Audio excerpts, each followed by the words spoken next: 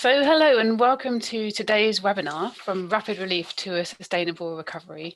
I'm really pleased to be introducing this event. I'm not going to say good morning or good afternoon or good evening because we are actually crossing continents in this event. And I'm very pleased to have a fantastic lineup of speakers coming from a multitude of different time zones.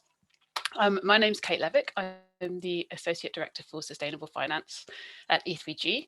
And I've had the honour of being the lead person on this collaborative project that a team of people from across several organisations has been running for the last year or so.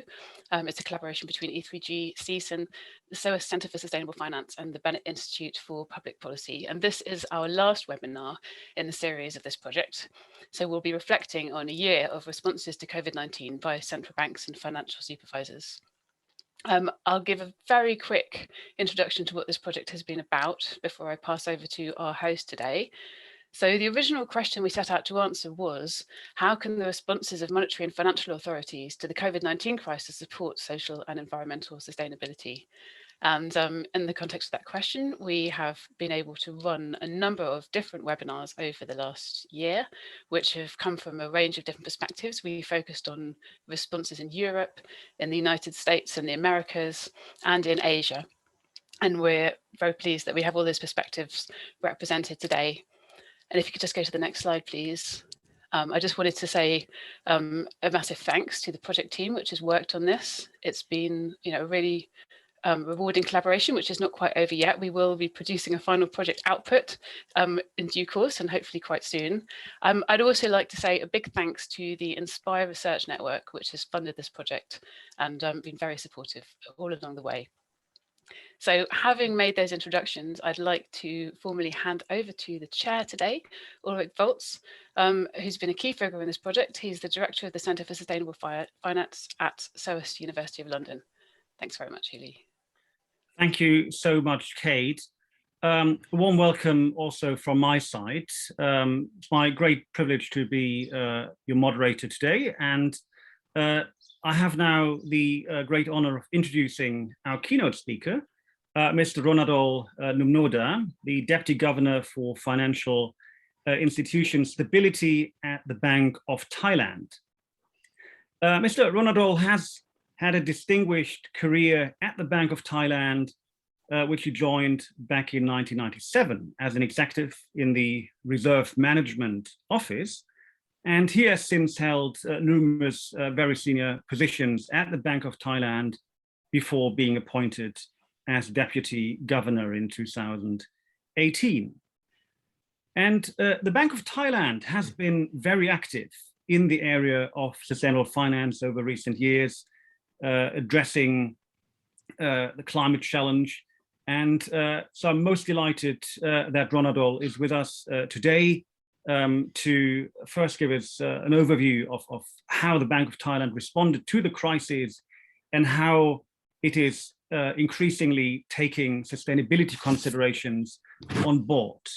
So without further ado, I'd like to give the floor to you, Ronadol. Thank you so much for being with us. The floor is yours. Thank you for a very kind introduction from Mr. Ulrich. Anyway, good afternoon and good evening to you all participants in both from the UK and from Southeast Asia time zone. Well, with this common way of creating nowadays, I think it reminds us of how the COVID-19 not only has shaken us the way we live, but it's also shaking the financial stability around the globe and underscore the uncertainty and complexity of our economy.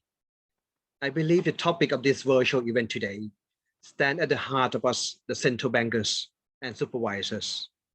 Anyway, I would like to thank the organizers of this virtual event led by the research partnership of E3G, the Center of Sustainable Finance of SOAS University of London, the SEACAN Center, the Bennett Institute of Public Policy, as well as Inspire, for inviting me for today to share with you some of our reflection from the point of view from the Central Bank of Thailand. Anyway, this is a guest. As much as we are fighting for this severe impact of COVID-19, we have to look ahead to build back and take this opportunity to regain the seeds of resiliency into our economy. Sustainable recovery is not really an option, but it is our job to decide how to achieve this goal. So in that regards, today I would like to first reflect some of our thinking behind our response to the COVID-19 over the past year. And then I will share with you on how we are preparing for the future. In the case of Thailand, and similar to any country like that, we have been hard hit by the COVID-19 outbreak, especially for the small SME, which are the backbone of our Thai economy, which is account almost to 80% of our GDP. Last year, where the situation was still uncertain, the Minister of Finance, together with the Bank of Thailand, has issued a package of measures to support liquidity to SME and corporate to what we call the loan payment holiday for 6 months for SME, as well as providing soft loan of more than 500 billion baht to SME at the rate of just 2% per year. And for corporations, we have been establishing what we call the Corporate Bond Stabilization Fund to provide liquidity to the firms. This has helped to prevent the panic sale of the corporate bond during that difficult time. But this year, as we all knew, the COVID-19 hasn't stopped and is still spreading throughout the globe. Even though we have seen an early sign of recovery in some sector, but this recovery is still likely to be uneven. The prolonged uncertainties, especially the resurgence of the COVID-19 cases in the second quarter, some businesses fight hard to continue their business, let alone additional loan or restructuring their debt. Under that circumstances, we have launched 2 more measures to ensure distribution of liquidity to the affected groups in a target manner, reducing their debt burden and supporting economic transformation in the period ahead. These measures include, first, the loan facility for business to support viable SME. This is the expansion of the pool of eligible borrowers, as well as expanding credit limit and loan tender, and amending the interest rate to better supporting business recovery. Second, the debt restructuring through what we call the asset warehousing with a buyback option from the borrower, which allow business to suspend their debt payment and transfer property asset such as the loan collateral to their creditor temporarily. Such schemes would shield the business from having to file sale collateral and provide opportunity to continue their business to their recovery. The Bank of Thailand will support the program by providing low-cost funding at only 0.1% per year to the financial institution. These measures help to provide supporting firms that are experiencing excessive high debt burden, but still viable over the long term. They are also for a longer term horizon to ensure continued economic recovery, as the pandemic has a much longer impact than we have first thought. Distinguished guests, these are the rapid measures to help our economy endure a rough wave of the pandemics. The much awaited vaccine rollout has been key to the fighting of the COVID-19 pandemic itself, as well as the economic crisis. But I would like to stress here that in the same way that vaccination are the key to helping the impact of the pandemics, it is equally important that we should also develop what we call the vaccine for resilience to build immunity against the uncertainty of the world and toward a sustainable recovery. In a nutshell, I personally believe that this simple means building a better today will bring out the best of the future for our next generations. And in that regards, I would like to touch on 2 points that we at the Bank of Thailand has been focusing on, which is an inclusive and green recovery. First, on building back an inclusive recovery by leverage on technology especially focusing on SME, who are the backbone of our economy. While we have been working hard to provide rapid relief to SME, we also have been focused on embedding adaptability and agility into their business upon their recovery. One key enabler is the digital technology to SME, which could open up their possibility and opportunities. Our work for the past year is building digital finance infrastructure has served us well during this difficult time. The innovative real-time retail fund transfer infrastructure to the Thai QR payment, and we call them a prompt pay, has enabled us, the user, to send and receive funds with free of charge to mobile banking and other means. And this prompt pay has enabled firms to continue their business, especially when an e-commerce platform become mainstream. So far, there has been around 57 million prompt pay account registration, which is quite huge, giving our population of around 65 million. Going forward, we are extending our digital infrastructure to help improve efficiencies and inclusion to the financial system, and even more to the micro SMEs.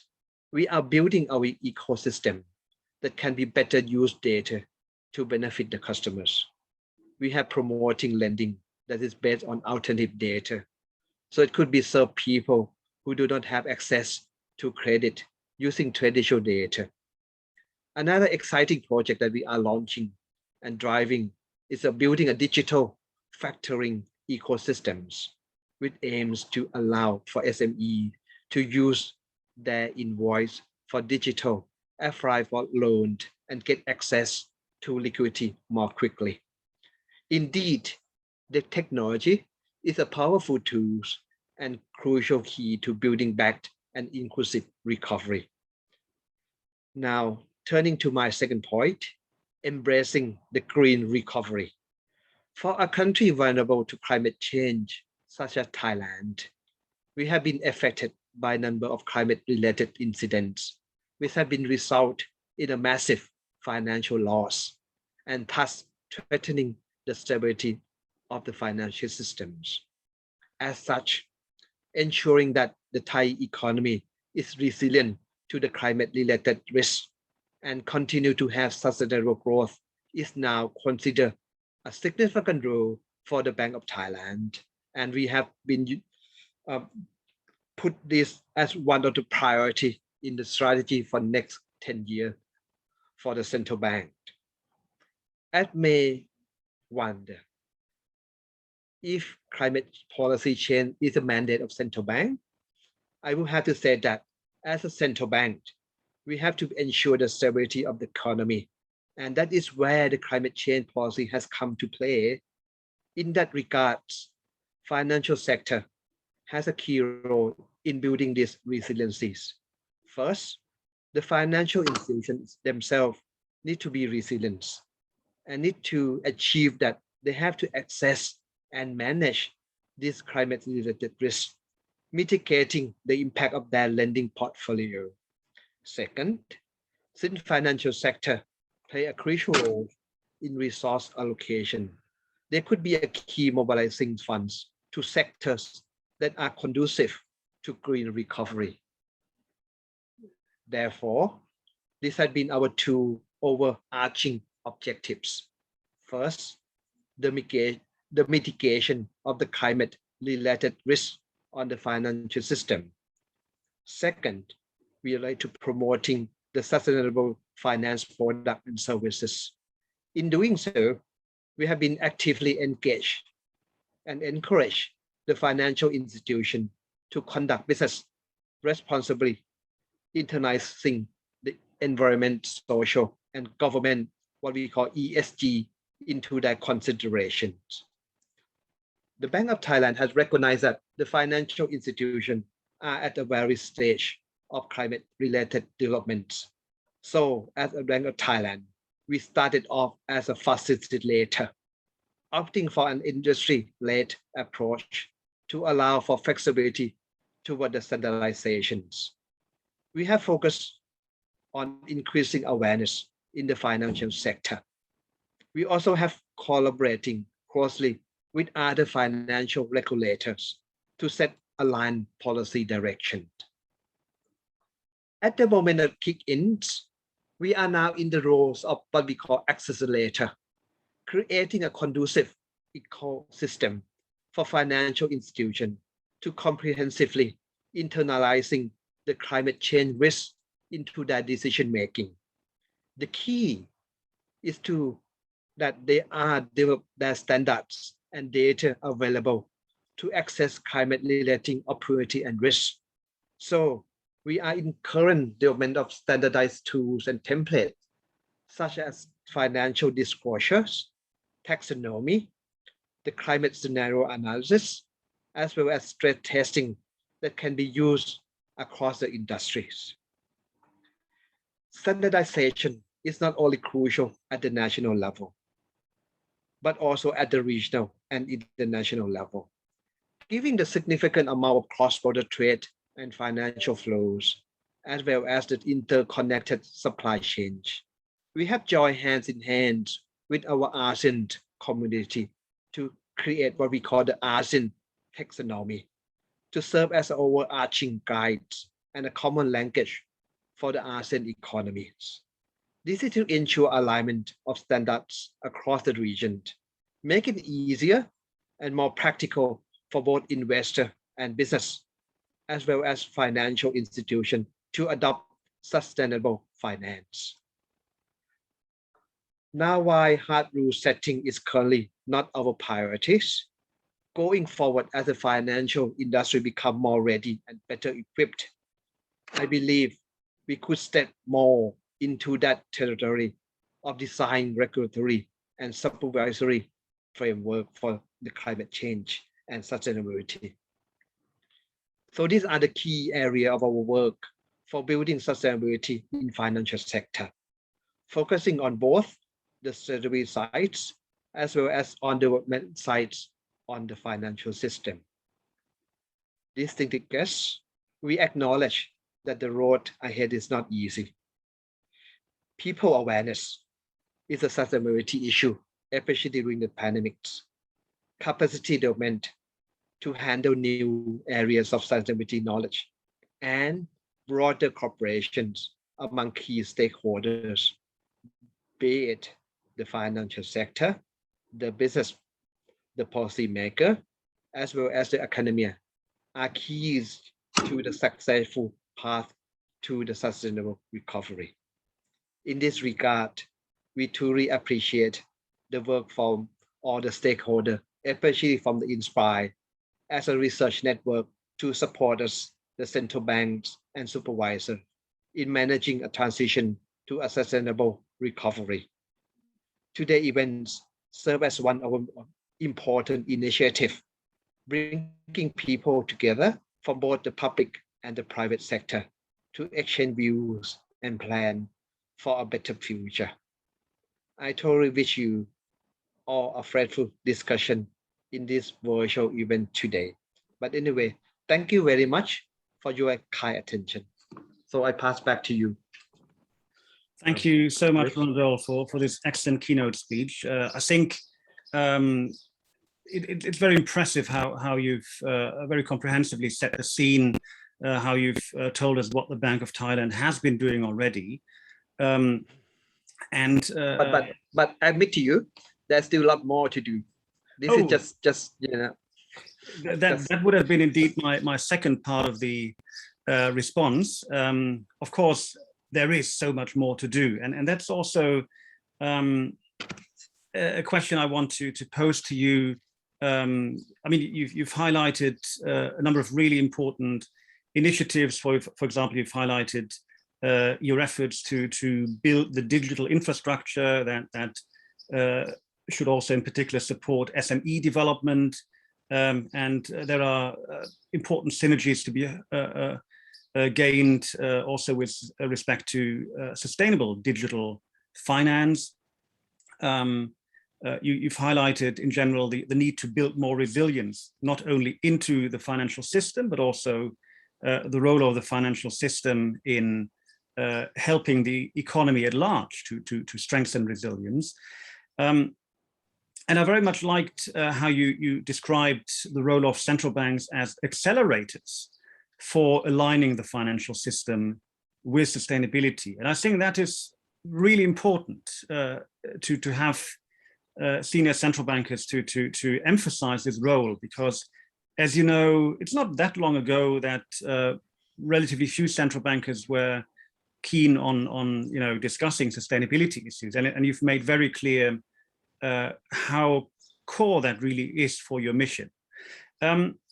But you also now just said, well, this is only just a start, so there's a lot to do.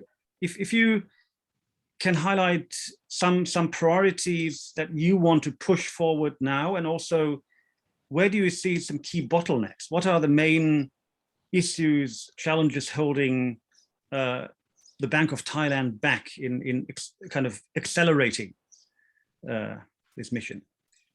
Thank you for the question, Ulrich. I think the past 2-3 years that we are in a challenging difficulty is probably on make all the financial institutions on board on the climate change issue or the ESG issues.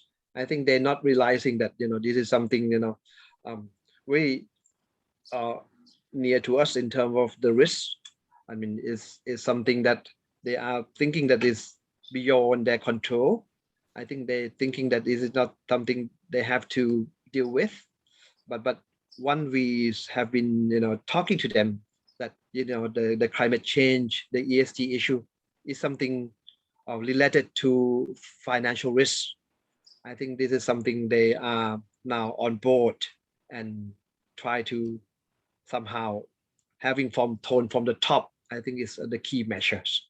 Like if you're not getting buy in the management, buying from the board, from financial institutions, it's going to be a very difficult path to engage them, to try to facilitating them, as I said, and now become an accelerator. Try to say, hey, this is something very next to you in terms of the risk, not only credit risk, the market risk that you traditional thing that the bank are in those kind of exposures, but the climate change are related to every risk that you are confronting at this moment. So I think first challenging is to engage them to buy in the concept of climate change and the ESG into their risk management and in terms of awareness. I think that's the key. And second, probably have to do is set a sample. I think when you look at the industry and ask us, so what the Bank of Thailand is doing, so that's what we have to set a sample as well in terms of carbon footprint, in terms of doing investment portfolio, in terms of reserve management with related to the ESG concept, for example. So we have to set example to the industry as a facilitator, as an accelerator as well. Not only just walk the talk, but do it for them, to look at them and go together. Yeah, no, I think that is an absolutely crucial point, and I think the signaling role that central banks can assume and kind of the leading by example is indeed a very important part. Maybe just one question on capacities. So climate risk analysis, kind of the whole area of sustainable finance is for many financial institutions, but also for central banks and supervisors, a relatively new area, and this appears to be a major challenge. Maybe you can say a little bit on what the Bank of Thailand is doing. Yes, this is a very good question.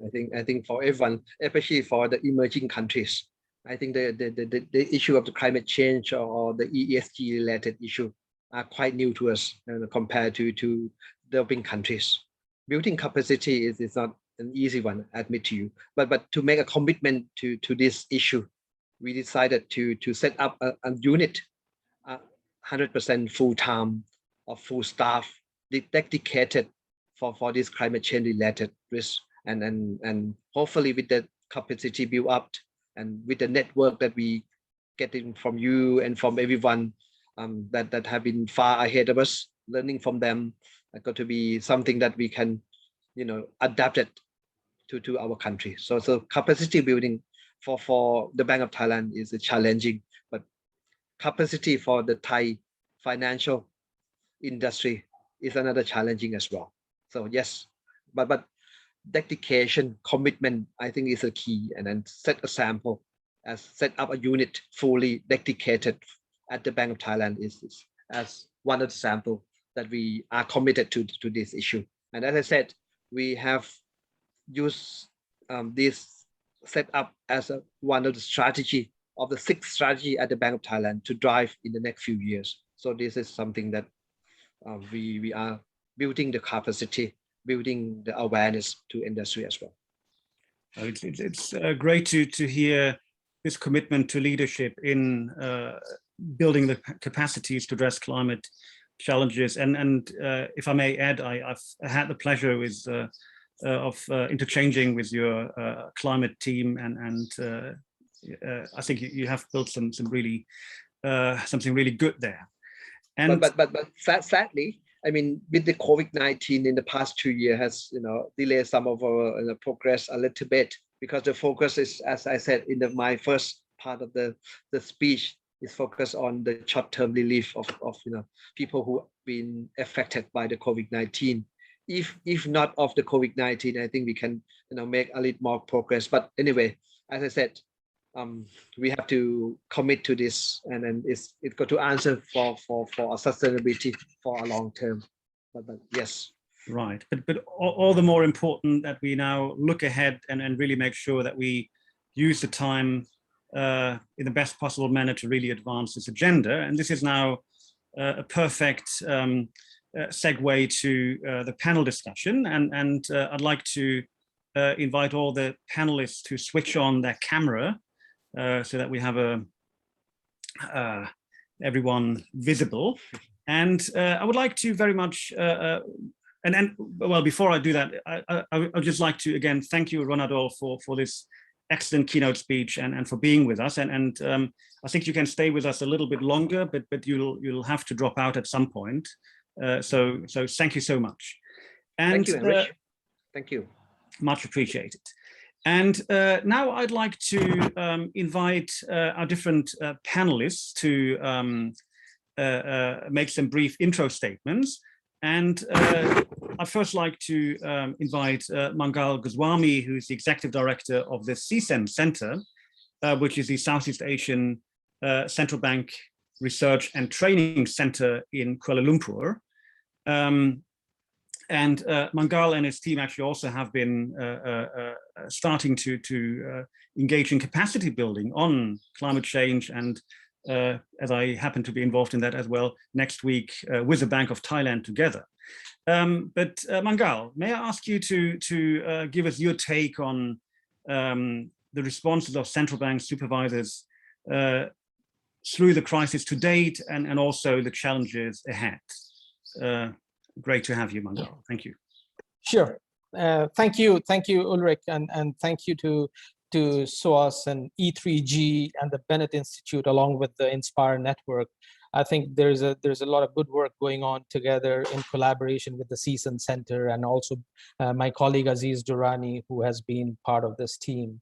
So again, DG Ronadol, who represents our constituency and is in the frontier of this journey of towards climate change and building resilience, I think has already highlighted a lot of the specifics as to what central banks in our region are doing.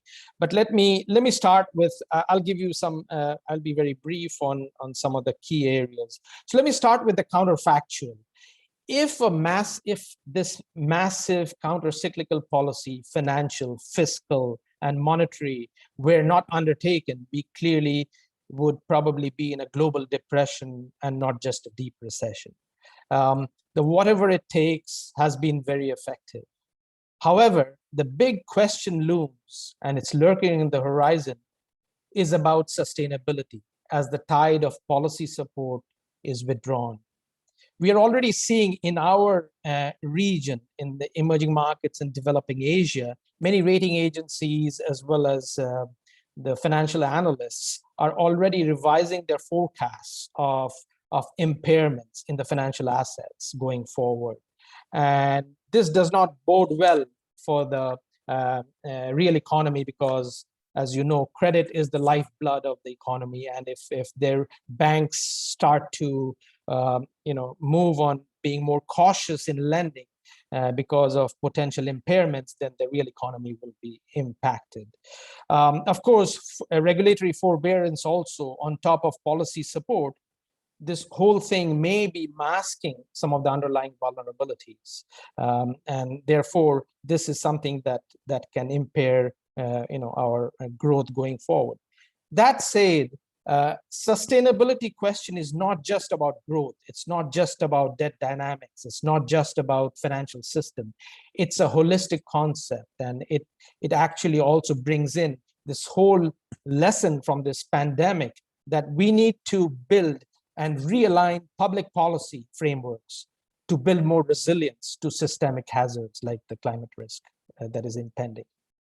So how are Asian economies doing on this count so far? Well, as DG Ronadol pointed out, this journey is just beginning, and it's at the very early stages. What we have seen from many countries in the region is at the very highest level from the public policy standpoint. There are national strategies that are being undertaken for adaptation and mitigation of climate risk that is anchored pretty much on the Paris Climate Agreement. We know China, South Korea, India, the ASEAN, Bangladesh, and the likes, they're all in the mix, and they have all national strategies. What this does, of course, implementation is an issue, but what this does is it sets the high-level framework and the commitment for central banks and regulators, because we know that these kind of anchors are very important to internalize this kind of a climate risk, because we know climate risk is financial stability risk. Several member banks in the SEACAN community have already issued guidelines on building resilience of the financial sector to climate risk. However, we know that building this kind of resilience will actually need for the financial sector to assess its exposures. What is the risk? How do you measure this risk? This is what is just beginning to take shape. And we are doing a lot of surveys with our central banks. About 28 central banks have replied to our second follow-up survey. And that's what I will provide you a flavor of. What we are seeing is that central banks and regulators are developing taxonomies for sustainable economic activities as part of standard setting. This is being accompanied by regulatory guidance on disclosures, because ultimately, if we do not have the taxonomy and the standards and the disclosures, it's very difficult to actually assess the risk, the risk exposure of the financial system to transition risk as well as to the physical risk. So we are already seeing this, and in our survey, this comes out quite clearly that a significant number of central banks have already been developing taxonomies for sustainable economic activities. And DG Ronadol already pointed out, in the ASEAN context, this is already progressing quite well.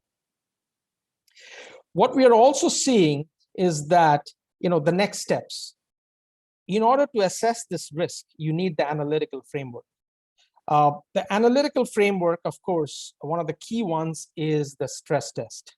What we are seeing is that stress test templates are already being developed, because ultimately the stress test template is what will give us some idea of how the risk transmission takes place and what channels this can propagate to the economy. On this, what we are seeing is about half of the respondents to our survey, the central banks, have already been developing a stress testing framework. So that is very important, because in order to understand the risk exposure, you need a stress testing. Of course, this stress testing on climate risk is quite different, given that you are looking at long horizons, you're looking at a lot of uncertainty, you're looking at asymmetric distributions and the likes. That said, I think something has to be done. And of course, NGFS, Bank of France, Bank of England are the leaders in this. On what we are doing going forward, the SEACAN and NGFS, as Uli has already pointed out, we are building capacity for such analytical frameworks. And next week, we'll be starting our first climate risk and financial sector resilience course. So we are indeed, on our way to doing this. And in the survey that we sent out to central banks, we see that there is a huge need for capacity building. And if you want to look at the various dimensions of capacity building, we are seeing keen interest in building stress testing frameworks, in enhancing risk management and capital frameworks in banks to include climate risk. We are seeing huge amount of interest in building capacity on developing an appropriate set of principles-based microprudential regulation. Again, this is all about incorporating climate risk into prudential regulation. So this is all going on. And on top of that, a lot of central banks are actually walking the talk. They are investing in green bonds through their reserve assets. They're also greening their own buildings, retrofitting them and changing it so that they're more environmentally friendly. So this is all happening, but of course, the pace of this has been somewhat hampered by COVID-19. The reality is that even if we can say that this is an opportunity of a lifetime to move with a greener recovery, COVID-19, the reality is that a lot of the fiscal space has been eroded through policies and through help to the segment of the population that is very much needs it, households and corporations, which may not be along the lines of greening the recovery. So this COVID-19 is an opportunity, is a great opportunity, but at the same time, with many of the Asian economies that went into this with a lot of strength, fiscal buffers, financial buffers, have seen a huge degree of erosion, especially of the fiscal buffers. So going forward, the going is going to be tougher, but at the same time, the opportunities are immense. That's my last point here, is that I think given the headroom for fiscal is beginning to close in, it is very, very important to get private capital into the mix. Without leveraging on private capital, this enormous financing gap for green infrastructure measured at about 3.1 trillion over the next 10 to 12 years is going to be difficult to achieve. Therefore, we need private capital. Of course, in order to have private capital, you need to have good governance, and ESG has to be part of the overall mix of things. So I think I'll stop there and wait for the other panelists to share their thoughts. Thank you. Thank you very much, Mangal. I think you gave a very comprehensive review of what happened, but also look forward on what needs to happen. And surely there still is a lot to do. Now, let me directly hand over to Dimitri. Dimitri Zenghelis, he's a project leader of the Wells Economy project at the Bennett Institute at the University of Cambridge. And he's been also one of the team members of our project. And Dimitri has done a lot of work on sustainable recoveries and building that back better. And I think also on the connection between monetary and fiscal policies. Dimitri, the floor is yours. Ulrich, thank you so much, and thank you everyone for inviting me here to speak. Mangal just ended by talking about COVID-19 as perhaps affording a huge opportunity to the world economy as it transitions to new sectors and new processes and institutions and technologies. But there's this sort of lingering and underlying concern about ever more restrictive fiscal space post-COVID-19. And I've written quite a lot of that. There's a paper with Nick Stern that we put out a couple of months ago. And I think the point here when it comes to talking about the role of central banks is to look beyond the mandate of central banks and also talk about policy in general, because the key priority for governments and central banks in the wake of this pandemic is to try and adopt a very clear strategic framework for a recovery package that stimulates private capital, because as Mangal just said, it's going to be private capital that will pay for this transition. You know, 1 or 2 trillion a year over the next couple of decades going to be required in additional investments. And all of these investments need to be future-proof. They need to be resilient. They need to account for which sectors are likely to generate innovation, efficiency, and resource productivity, but also competitive advantage in terms of which markets are likely to be growing and which assets, technologies, processes, and institutions are likely to be stranded and become obsolete. A lot of the industrial revolution carbon intensive sectors are going to be pressured out by hostile policies and also by new innovative technologies that are going to undercut them in terms of competitiveness. And it's that kind of a world that we need to stress test against. And that kind of change, and I've written a lot about this and could talk forever about it, is likely to happen rather quicker than we expect, because there are these self-reinforcing tipping dynamics that mean that once you flip from one network to another, it takes a long time and you think it's not going to happen, and the inertia in the system is very strong and the political economy barriers are very strong, but at some point expectations move very quickly when the realization hits that commercial advantage lies in moving to the new network, which is going to be more productive, more efficient, and more innovative. We've seen that with renewable energy, we're seeing that with cars. Whether you give 2 hoots about the climate, you're going to get cheaper electricity and better, more productive cars. And that's, the private sector now recognizes that that's where the money is going to be in coming decades. And this is just the beginning. So it's a world of rapid change. So we need to steer investment in the right assets. We're not talking here just physical assets. We're talking about human assets, the skills and tools, but we're also talking about the knowledge capital as well, the ideas, the processes, the institutions that are going to allow us to transition and transition potentially very rapidly to this new economy. And those countries, those players, those businesses that are more flexible in doing that, that have the institutions that can reskill and retool, and I'm sure Nick will say something about the just transition, those that would otherwise lose out from the transition in order to make overcome those political economy barriers, are going to be the countries and the sectors that prosper in the 21st century. So you need a clear vision to restore confidence, boost demand, create competitive advantage, and provide long-term productive jobs in a resilient economy. And this will happen through the private sector, of course.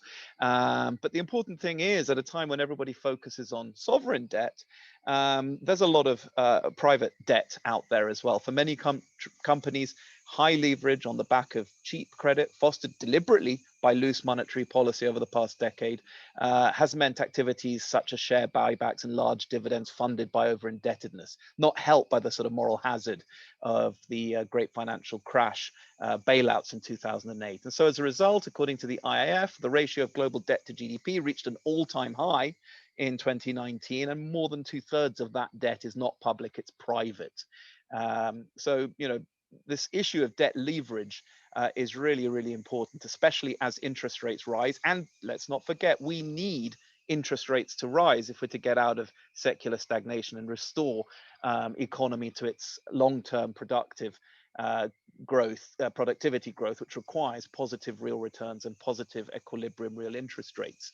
So it's really fundamental that we focus on investments that are best placed to generate those returns. And there's a responsibility there from the central bank, but there's a responsibility there from fiscal authorities as well. And it really is important that fiscal and monetary policy work together to channel liquidity as savings to grow these productive sectors. The lesson from 2008 is that recovery plans following the global financial crisis just did fail to deliver. Fiscal policy was used very little after the first 2 years post 2008, and the burden of supporting demand and activity fell largely on monetary policy. So we saw quantitative easing employed in many countries and official interest rates being reduced progressively, in due course reaching the zero bound. And the evidence, strong evidence, suggests that fiscal austerity is a drag on short and long-term growth, especially when it's applied to depressed economies, but not only for depressed economies. The case for expansionary contraction that has been made before whereby you enhance market confidence by addressing growing public debt in order to generate faster activity, was found to apply only in very special circumstances where the credibility of fiscal frameworks had previously been called into question. We've seen over the last decade that austerity in the UK and European countries left many budgets little improved well into the cyclical recovery. By comparison, you look across the water at the US, where they had a much more active fiscal stance. The US economy outperformed European rivals, not only in growth, but also as a corollary in securing faster reduction in public debt following the 2008 crises. And there's a lot of academic work that shows that fiscal stimuli during periods of economic weakness improve fiscal sustainability in the long run. So it's really important to set out the clear macroeconomic arguments and the options for fiscal and monetary policy in these times of rapid change. We know that real equilibrium interest rates are falling close to zero. This reflects a continued low, and this is even post-recovery, this reflects a continued low public sector desire to invest and its counterpart in an abundant appetite to soak up increasing public debt. Despite the rise of borrowing and despite all the concern about fiscal space, the private sector is signaling that it's not worried about fiscal sustainability. It's more worried about generating returns. So there's this changing landscape of risk. There's a realization of where future growth will be, that this growth will be low carbon, it's going to be resource constrained. That's a less risky sector than sustaining carbon intensive, resource intensive sectors of the past.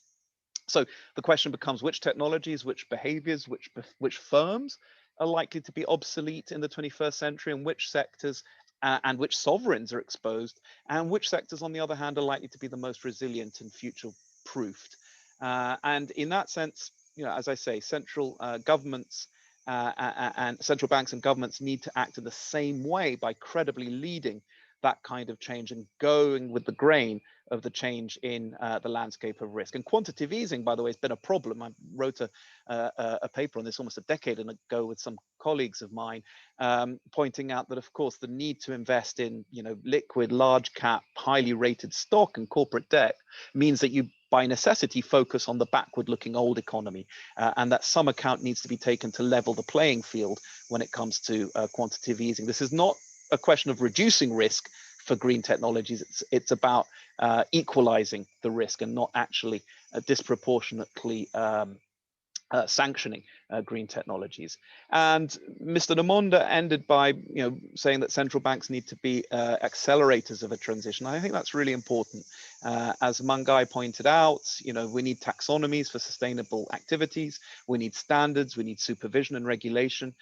We need to push green financial instruments, and we need to support disclosure and forward looks as part of that stress testing. And those have got to be really ambitious, those stress tests. If you look 10 years ago, nobody in their right mind thought that solar PV and battery costs would fall by 90% over a decade. If you'd said that, you'd be laughed out of court. But that's exactly the kind of change that central banks and private sector investors need to consider as part of their stress testing. It's got to be extreme, and it's got to be slightly crazy. So I'll end there, but my key point here is to say that this is really going to only be credible and effective if support for the transition is carried out by central banks in full collaboration with fiscal policymakers. Otherwise, there will be mixed and muddled signals which will puzzle investors, raise the cost of capital, and delay the necessary transition, and expose a lot more players to the inevitable risk of transition once it becomes clear that the private sector needs to move in this direction. Thanks very much. Thanks so much, Dimitri, for this very eloquent plea for fiscal and monetary coordination and the need for having some very clear signaling from both the government and central bank. I'm sure we'll get back to a lot of the points you've touched on, and I would like to also invite the audience to put questions in the Q&A function if you have, and we hopefully will have time to return to them later on in the Q&A session. With this, I'd like to invite Nick Robbins. So Nick Robbins is a professor of professional practice for sustainable finance at the LSE Grantham Institute, and he's also co-chair of the Inspire project. So also from my side, thanks a lot, Nick, to the Inspire Network for supporting this Sustainable Crisis Responses project. And Nick, you've been working very closely with the NGFS, with the central banking supervisory community on crisis responses, on what they should be doing. And you've, of course, very closely observed what they have been doing. But also you've been making a lot of important contributions on the way forward. So I'd like to invite you to give us your views. Well, thanks, Uli, and thanks so much for the invitation to speak here. And it's really good to see this Inspire project ending on such a high. Really sort of powerful works from DG Ronadol and also from you, Mangal. I think it's really extraordinary, actually, what is happening. So maybe just a bit of introduction for the audience. So Inspire is a research network that is a research stakeholder of the NGFS, and our aim is to provide sort of top quality research and dialogue which can help and support central banks as they go about greening the financial system. We have now over 30 commissioned projects, and this one is one of those. And I'm delighted to co-chair Inspire. We also, as part of the response to the crisis, delivered a toolbox of crisis response measures, which my colleague Simon Dickow led, and Uli, it's great to have you as a co-author on that. And we're now actually engaged in a new joint study group with the NGFS on the highly related issues around biodiversity loss and financial stability. So that's the area that Inspire sort of fits within. So maybe if I could just build on, because a lot of wise words have been said. So what have we learned so far from the crisis, and where next? So maybe just some insights from this toolbox that we produced first in June last year, so very rapidly after the crisis launch, and then in November, and we're just doing an update at the moment. So in a sense, what we've seen is actually central banks, as we heard from DG Ronadol, using most of the tools in the toolbox to support their economies during the crisis. What we didn't find is that very few central banks actually directly calibrated these interventions to connect them to green and climate and nature issues. And perhaps that's not surprising. This is a crisis. These measures had to be designed quite quickly, but it showed perhaps that the sort of the reflex for central banks was not yet green. So when you were thinking about a SME liquidity program, that wasn't designed instinctively to support those SMEs that were going to be leading the transition. So I think that's probably when we're thinking, sadly, if we have another crisis, that we need to be thinking about how we make sure that crisis response measures are actually intrinsically dealing with issues around climate risk and green finance. What we have seen, however, is alongside the crisis response, actually an extraordinary pickup. Normally in crises, long-term issues like climate change or green finance could put on the back burner, and we focus on immediate issues. And that hasn't quite happened.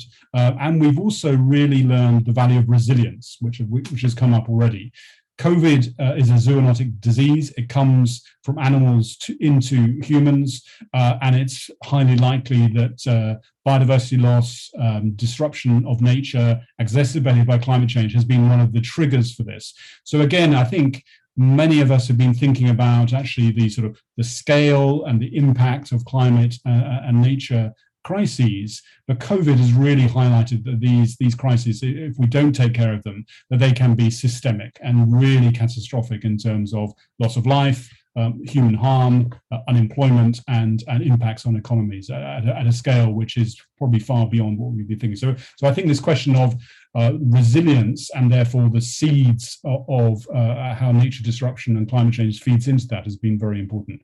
Therefore, I think what has been coming out very clearly, again, is green finance is a tool for financial stability in terms of actually responding to these crises on the climate side and also on increasing on the nature side. We've heard examples also about, again, despite the crisis, the acceleration of the use of specific tools, taxonomies, scenarios, stress testing, disclosure requirements, sort of commitments within the G7 and also with China as well to make TCFD mandatory. Again, a major step forward. And maybe on the sort of looking back, just to sort of close by thinking on how our thinking has changed, perhaps in the last year or so. So I think there've been some interesting ones. Firstly, I think the concept of market neutrality, particularly in the way that central banks intervene in markets through asset purchase and liquidity programs, that's changed, and recognizing that classic market neutrality actually gives us a blinkered view of how the market works, and Dimitri, you touched on this, and that actually in the context of market failures, example being climate change or biodiversity loss, we need to adjust that view on market neutrality so that actually we are taking account of these externalities, and actually the interventions central banks aren't unintentionally actually exacerbating the problems of climate change. So I think that's been one intellectual step forward. The second is the theme of double materiality, and I think again, we've been thinking about how does climate risk impact either on individual assets or financial institutions or financial system.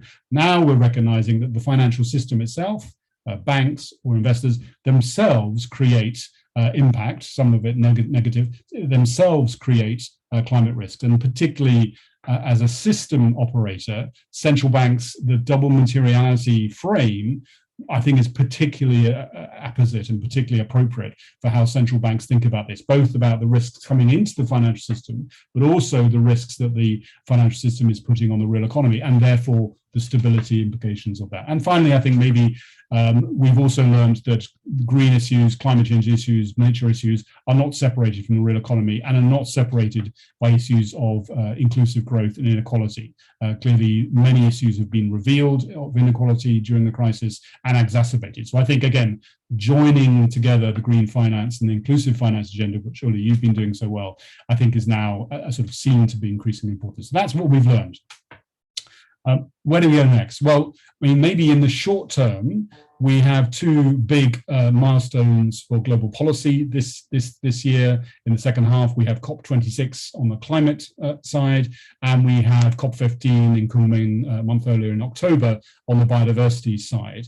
And I think these are very important milestones for also central banks and supervisors thinking about their road ahead for the next decade, because the next decade really is the important one. We need an investment-led recovery. The green economy sectors, the sustainable economy sectors, as Dimitri said, are great in terms of job creation and innovation. In my country, the UK, we need to increase annual net zero investment alone 5 times this decade, from 2020 per annum by 2030. It needs to be 5 times bigger by 2030 than it was in 2020. And the IEA is saying in emerging economies, clean energy investment needs to be 7 times bigger from 2020 per year by 2030. So this is not a smooth transition. This is a rapid scale up in capital. And so central banks need to be thinking about how they're going to facilitate that, both in their risk agenda, but also in terms of being supporting government policy, being coherent with government policy. So maybe a couple of thoughts about how to do that. One would be in the climate arena. So clearly we need to respond to the shocks of climate change, build up resilience, but also clearly we need to get to net zero economies by 2050. And so with you, Uli, and also my colleague, Simon Dickau, we've been promoting this strategy around net zero central banking. Banks, investors, insurers are developing their own net zero plans, but what do central banks and supervisors need to do to be supporting that shift to a net zero financial system? Many things they could do, I think, send a clear signal that actually net zero is not just another scenario, but actually is a desired location, a direction of where you want to go. Adjusting the prudential expectations, as Mangal was saying, we propose that actually all financial institutions should have net zero transition plans as a mandatory requirement from prudential supervisors. Clearly making sure that monetary policies are aligned, both in terms of corporate purchase of corporate bonds, but also interestingly thinking through how the purchase of sovereign bonds, either in a crisis or a normal phase by central banks, how is that aligned with the net zero process going forward? And then there is the just transition element. As we move, sectors and regions will be disrupted by this, high carbon sectors will be affected. And what is the role, particularly in the research role of central banks, to identify potential concentration risks in their economies which governments will need to respond to in terms of reskilling, in terms of regional development, and so on. So that's, I think, on the net zero side, clearly only one part of climate change. And then there's biodiversity. As I mentioned, we are in a broader nature crisis as well. This is something which is developing countries are particularly exposed to because they are particularly reliant on ecosystem services. And there's a new study group, as I mentioned, between NGFS and Inspire. And I think, again, as the world moves, getting hopefully a very strong and forward-looking global biodiversity framework in October at Kunming, I think it's interesting for central banks to think about what role they have in ensuring that their activities are supporting this process. So the first is assessment, again, a bit like I think what Mangal was saying on the stress testing and so on, but just starting to assess the dependencies of their financial systems and the impacts of their financial systems on biodiversity. So that's getting the data, getting the evidence base, that's really important. And then there will inevitably be, at the national level, biodiversity financing plans and strategies and so on, supporting innovative ways of supporting sort of nature positive finance. And again, I think central banks will have a very important role in creating that sort of positive finance agenda. And if I may close, just in terms of Inspire, our next festival, as so-called, we like to make these things fun. We'll be holding that in early December, so after these twin COPs, just to really take stock and think about what's next for the central banks. Thanks very much. Many thanks, Nick. This was really a great overview of the various challenges facing central banks, but also pointers towards where they should be going. And as you were saying, kind of the initial reaction of central banks was to basically, maybe use very comprehensively the tool set, but not in a calibrated way, and the importance of planning for the next crisis. I actually remembered that we initially put forward this Sustainable Crisis Responses project back in 2019 to do exactly that. And then, as it goes with these projects, we were a little bit slow in getting going, and then we were not planning for the next crisis, but we were in the midst of the biggest one in generations. So we're continuing our world tour. We started in Asia with Ronadol in Bangkok and Mangal in KL. We have now heard from Dimitri in Cambridge and Nick in London. And now we're moving across the pond to Claire Healy, who is the director of E3G's DC office. And Claire has been very active first in trying to get the Fed and the US financial authorities in dealing with these issues. And as we all know, over the past couple of months, there has been a lot of action happening. And Claire will now give us an insight into what the key advances, kind of the advances that were made, and also where the main challenges are. Over to you, Claire. Thank you, Uli, and it's really nice to see everybody again on the panel. I'll be brief because we do want to have some Q&A. I will say when we hosted the Inspire seminar we did, I think just before Christmas in the US on sort of what the Fed and other regulators have been doing, we didn't have very much to draw on. I think at that point it'd been a little bit like a desert here in the US in terms of financial regulation around the climate crisis. We did have the CFTC report, which is, I think, still worth a read, and Nick and others presented the toolkit. So that was then. Today, it feels like a very different place to be. I think we've seen a lot more action in terms of financial regulation and more generally on the climate crisis.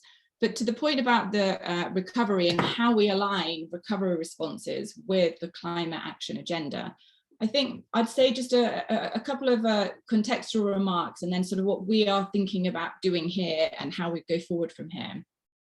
I think you were all aware, like, the Fed's response to the crisis, I think, was very fast with a V and fast with an F. They sort of, I've lost count of the trillions been thrown around, but they sort of mobilized very quickly. I think since, with various different programs, I think since many of the climate groups have been a bit critical sort of how overweighted fossil fuel companies were in some of these corporate bond purchase programs. And there's been analysis that I think there was 46 fossil fuel companies got $828 million from the Main Street lending program, when only sort of 9 clean energy companies got, I think, about 62 million at that point.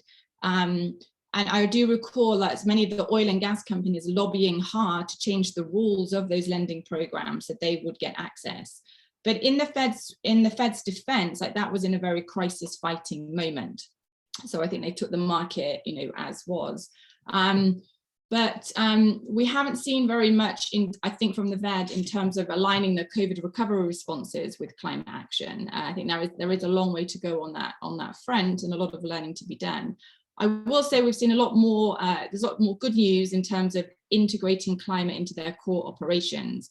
And I think you've all probably been following sort of the news where we had the executive order and a lot of work at the SEC looking at their rule changes. I think that is the area of focus we are most focused on at the moment. In the run up to Christmas, as SEC changing their regulations and coming out with their advisory note on how to incorporate climate risks, transition and physical risks into the capital markets.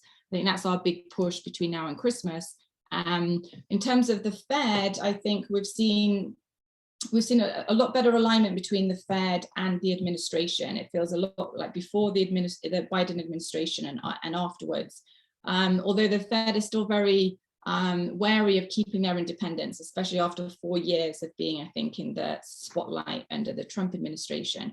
But we've seen the Fed under Powell being a champion, I think, of fiscal spending. And the debate is now how hot the Fed will let the economy run in pursuit of other policy goals such as full employment.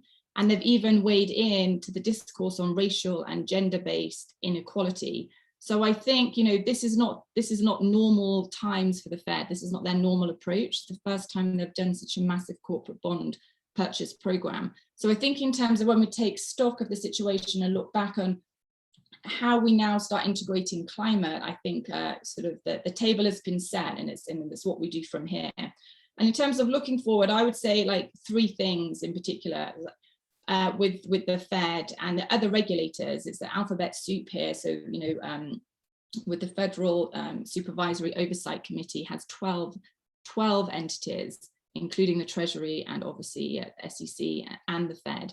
So we're looking at each and every one of those and how we work to integrate climate risk. But we are seeing a sort of a step change in how these regulators and supervisors are leaning in to this issue of climate risk, physical and transition risk.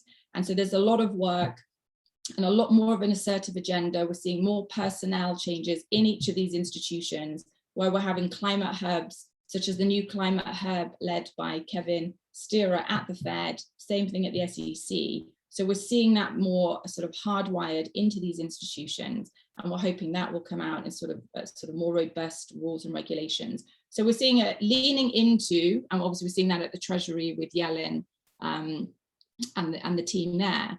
And also, I think a larger appetite to learn from others also. We know learning from counterparties we've heard on this conversation in Europe and Asia and elsewhere. I mean, the Fed is a unique structure, I think, as we know, with 12 regional banks and 24 branches and a huge sort of research capability. So I think it won't take the Fed long. We know underneath they've been learning and working with different institutions like the NGFS, learning from the Bank of England and the European Central Bank. So I think they've taken in all this information, and from intelligence we're hearing it's working its way through those structures. So I think it won't take the Fed long to sort of catch up even, and maybe even overtake some of the other regulators. That's just on the sort of more broad sort of integrating climate risk. On COVID recovery, again, as I said, when we're not hearing very much that they're willing to go beyond where they're at the moment. They're still very a conservative institution. And so we are pushing and trying to socialize more what other banks are doing, including ECB. We have been working a lot trying to sort of promote the toolkits that we have created with this Inspire program. but there's a lot more work to be done in truth. So I think our focus is the next crisis. I've been hearing lots of other colleagues on this panel talking about not this time, but the next crisis. So I think that's sort of the imperative now. I think we know COVID has showed us how vulnerable, not just, we all are, but the financial system is too, to these external shocks.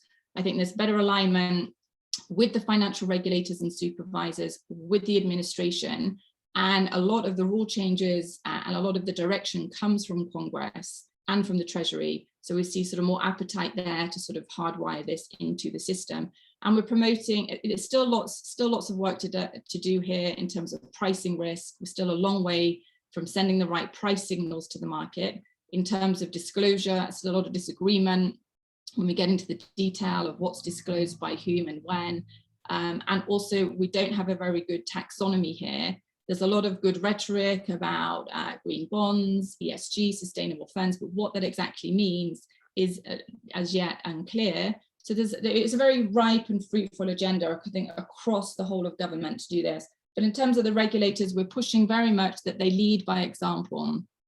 And I think we're looking, as I said, our strategy here in terms of the sort of the market writ large in regulation, pushing to get the SEC rule very robust, laying the groundwork for us sort of, I think, in terms of the Fed and the prudential regulations that we want. It's an area we've got to get a lot more technical, I think.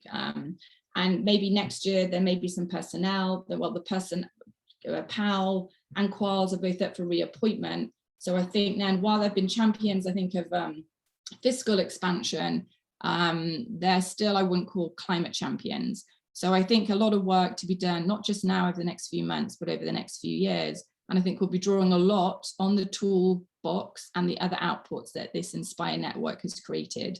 So we look forward to the work. The work goes on from here. Thank you so much, Claire. I think you mentioned, kind of the preparedness and the next crisis and so on. I think what is becoming increasingly clear, and Nick alluded to that, we don't really have time to waste another crisis. Yeah? So I mean, we really need to get going very quickly. And as you mentioned, Claire, there's still a lot of details to be worked out, but at the same time, there's a very great urgency. And I was actually I've forgotten who that was, but a couple of people at the Green Swan conference recently emphasized that the risk of not doing anything now is actually great. The risk of not doing something now is much greater than kind of doing it slightly wrong. So I think we clearly need to move towards action. And despite all the uncertainties on operational details, but my sense is that we have, broadly speaking, relatively good understanding of the major issues that need to be addressed. And also we have a toolbox that is out there, and waiting yet another couple of years until we're really sure how exactly to design the best possible policies is probably not good enough. But let me open up for a kind of discussion among the panel. We've had a question from Seema in the chat, which Nick already actually addressed in the chat, but I think it was actually a very important one. So Seema highlighted the importance of double materiality and kind of that this was being kind of difficult to be implemented by different levels. Nick, do you want to maybe give some of the written answer also in speaking? And if you, to the audience, if you have any questions, please put them in the chat and we can pick them up. But Nick, to you. Yeah, I'm happy to. I mean, I'd be really interested in other panelists' thoughts. I mean, double materiality is one of these new phrases, and we have often too much jargon, and so it's often it's a tricky one. But again, I think so much of the work around sustainable finance over the last 20 years has been about, and essentially, how does environmental risks, physical risks, floods or whatever, or in terms of transition risks, so changing markets and policies. How do they impact on finance, and therefore what does that mean for asset values, stranded assets, institutions, financial systems? And that's really important. But we also know that finance itself is not a passive agency. I mean, a passive part of the financial system, and the way that actually finance is allocated obviously contributes to climate change emissions, contributes to destruction of nature, and also contributes to solutions to climate change, and contributes to restoring nature as well. And that's the impact agenda. So I think whereas sort of TCFD1 was very much on that sort of single materiality, impacts of climate on finance, I think now increasingly recognizing that sort of two-way, and particularly for central banks, that's really important. Because whereby maybe an individual company says, well, why should I care about the impacts I make on others? Central banks, that's really important, because central banks hold the system as a whole. They need to think about the stability of the system as a whole, and actually how the actions of one organization is actually impacting others and having those systemic impacts. So I think double materiality is relatively new. It's quite a European context so far, but I think it's really the frame now for thinking not just for disclosure, but sort of central bank operations, my sense. Thank you. Clearly, the interdependencies need to be taken into account. I'd like to invite the other panelists to either comment on this question or indeed on any issues that your fellow panelists have touched on. If there's anything you think needs to be corrected, or you want to reinforce, or you want to question. Mangal, do you want to go next? Sure. Yeah. Thank you. Just maybe 2 points. I think Claire raised this already. I think it is crucial to have some kind of a pricing of carbon, however simplistic it is, however segmented it is. It is going to be difficult to get a harmonious one across the board. But at the same time, there is a need for carbon pricing. Without that, I think the whole industry will start mispricing this risk, and the danger of that is high. So I think that's one thing I would like to highlight. And the other thing, I think I'm not sure about the other regions, but for Asia, this is a critical issue. I think transition risk is really a glaring risk for us in the region, given that this is a region with high degree of climate vulnerability, including, it has been growing rapidly, high population growth, the coastline is very significant, all the elements, and this region has really is coming to realize the importance of climate risk more and more every day. So transition is going to be a very tough one. Also, given that a significant part of this is still developing economies, and then we have the fragile states and the in the Pacific and the like. So transition is a very, very tough challenge for this region. Thank you. Thank you, Mangal. Dimitri, you want to chip in? Yeah, I mean, I don't think I have much to say that's not already been said, but I just think, one of the things that's that's really important is that this is expressed at all levels, from central banks, from governments, and from the private sector as well, as something that isn't to do with either box ticking or doing the right thing or foregoing growth, whether that's at the corporate level or the whole economy level, to safeguard the future. It's about commercial opportunity and risk management and hedging right now. There is substantial risk of loss of value for those who do not move ahead of the game. This is a time of rapid transition. We know where the inevitable transition is going to take us. And we know the opportunities for moving quickly, but we also know the risks associated with moving slowly. And it's getting and aligning expectations amongst the public and private sector in that direction, recognizing the changing landscape of risks, recognizing that the future won't be like the past, and that change is going to happen quickly, and that if you don't, smell the coffee, and if you think that the old safe sectors are going to be the safe sectors of tomorrow, you stand to be saddled with a substantial amount of risk. And I think that's got to be the framing that's going to take this forward, because that also instills credibility. The private sector and the public sector start to align in seeing this as safeguarding commercial self-interest and economic self-interest. Uli, I would reinforce that with exactly what Dimitri said. I think we've got to speak the language that, in this case, regulators listen to: stranded assets, climate risks, economic stability, maximizing growth and employment, and stable prices. This is sort of the language of love, if you like, and we have to put our issues in that frame.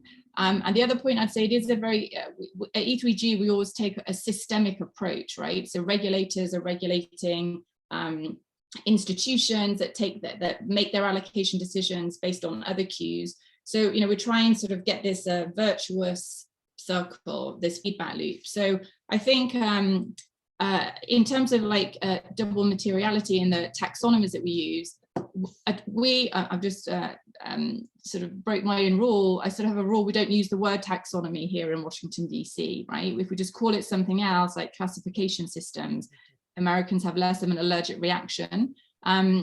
They talk in terms of having mutually intelligent frameworks. And as Seema said in the chat, we're not too far from that, So I think that's an avenue where we could have a lot more alignment. I do agree, Uli, I was not sort of saying, I think we can't wait for the next crisis. And I don't think anyone is suggesting like we wait for the next crisis. I think so much learning and doing and peer pressure, peer learning is going on sort of in these institutions under the system. But I think we have to, with this toolbox, like bring it into these frameworks in a very robust manner, so we have the framework in place in time for the next crisis. And I would just point out, like many of the civil society organizations have been doing excellent work on the analysis of some of the actual capital allocation decisions of some of these institutions and regulator, and the Fed, etc., and sort of documenting, despite all the rhetoric, where they're actually allocating their capital. And you can see some of the work, for example, from the Rainforest Action Network. They produce the analysis of the sort of the big Wall Street banks and how much money they are giving to fossil fuel companies, and that's on the increase, despite signing up to net zero Paris pledges. So I think more of work of that nature, I think, really also assists the debate. But I do think when we pivot forward, and again, we're not thinking now in terms of the next few months, the next few years, what can we get done over the course of this administration and potentially with the new leadership team at the Fed. And I do think we've got a lot more to do, not just on analyzing where the risk sits in the system, but how we minimize and reduce that risk. So we do need a more assertive, I think, activist agenda. And I think the toolkit and what other central banks and these peer group learning platforms, I think, are critical to that. Thank you, Claire. On taxonomies or classifications, as you want to call them, in Europe and UK, we can use the other word, but I think it's important, as much as we need green taxonomies, we also need very much the dirty ones, and that actually also relates to what you just said. As a matter of fact, even though everyone in finance is now talking about green and sustainable and all the great stuff they're doing, as a matter of fact, we still have huge amounts of capital flowing into all kinds of dirty activities, and as much as we need to increase sustainable finance and redirect finance into these sustainable areas, we also need to very, very rapidly phase out financing of fossil fuel related activities and so on. And the IEA report recently, that clearly should have been the final nail in the coffin of carbon financing. And so I think it is important that we do have these dirty taxonomies and that supervisors really get very tough on that. And I just wanted to also highlight one thing. You mentioned, we need to speak the language of central banks and supervisors and so on. And I couldn't agree more on that one. But I think it's also very important, and maybe that's a bit in the spirit of Ronadol's keynote speech. I think it's also very important to highlight time and again that central bankers, also supervisors, have a market shaping role. So as much as we need, kind of the risk-based approach, and we need to have each and every actor across the financial sector properly account for climate and indeed, as Nick highlighted, biodiversity risk and also other social kind of, we shouldn't forget the S in the ESG. But we really need central banks and supervisors to play a market shaping role. And I think we all agree that there is a lot that they can do. Dimitri also highlighted the need to really have this coordination between central banks and other parts of government. And of course, it hasn't come up, but maybe Ronadol's speech was the first one from a central banker that I heard where there was not this big disclaimer saying, but the key responsibility rests with governments. And of course, we need governments really to step up, but it should be also clear that we need the financial system to step up, and to make sure that this happens, we do need a very strong role by central banks and supervisors to lead on that, to make sure that this alignment happens. And so we are running out of time. So I think we won't have time for a comprehensive closing round, but I can give 10 seconds to each of you, Mangal, Dimitri, Nick, and Claire. So 10 seconds. If you take 15, it's okay. To get one final message across. Let me pass it on to Nick first, because he hasn't.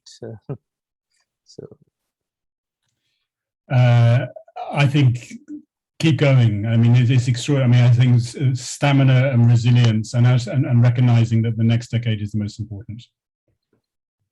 Thank you, Dimitri.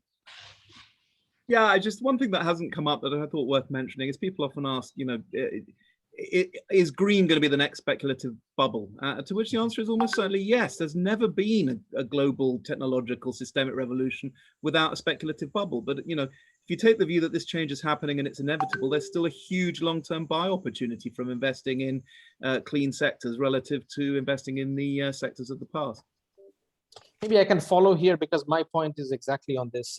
On the other side, on the flip side, that indeed what you're seeing is a huge bottom-up move towards climate ESG from the investor side, from BlackRock to the others, massive amounts of assets under management, trillions of dollars. And they are very much, this narrative of ESG is really gaining more and more traction. So I think if it happens from the investor side a bit more bottom up, it will be much more, I guess, what should I say, from the endogenous, I guess, and at the same time, there are risks that this could be a bubble, but of course we will have to see whether there is some creative destruction. But that's a very good sign that the whole investor community is actually focusing more and more on this kind of investment. Claire. I'm going to say thank you to all of you. This is the end of our Inspire project, and it's been a pleasure and a privilege to work with you all. I've learned an awful lot from you, but it's I'm going to say the end of the beginning, not the beginning of the end. It's the end of the beginning, and the work is only just beginning, and game on. Let's get going. Great. Thank you, Claire. Thank you, Mangal, Nick, Dimitri. Ronadol has already left us, but also thanks to him. I think this was a really great discussion.